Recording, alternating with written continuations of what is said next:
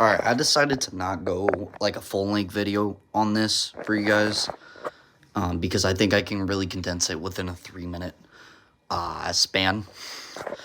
So I'm gonna be talking about Stranger Things, the finale, the final season, all that.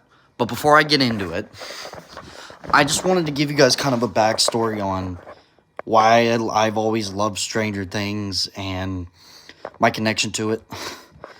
I think a lot of us would probably agree that Stranger Things was a show that we just fell in love with because of the characters and the story and the feel of it.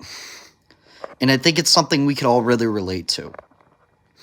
And so I think for a lot of us, that's why we fell in love with this show. And, you know, it was hard to say goodbye to it, because there's been a lot of memories, moments, a lot of things that everyone remembers from this show. So, kind of getting into my overall thoughts on Stranger Things before I get into the final season and the finale and stuff.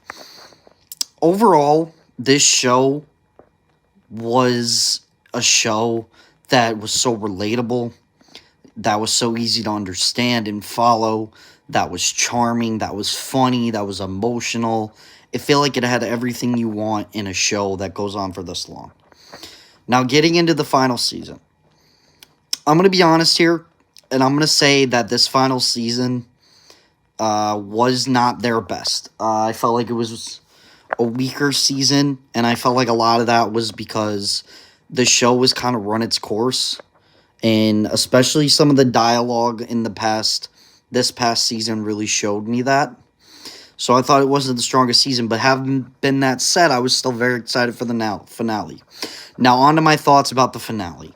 I'm not going to go too into spoiler, because I know a lot of you probably haven't watched it yet.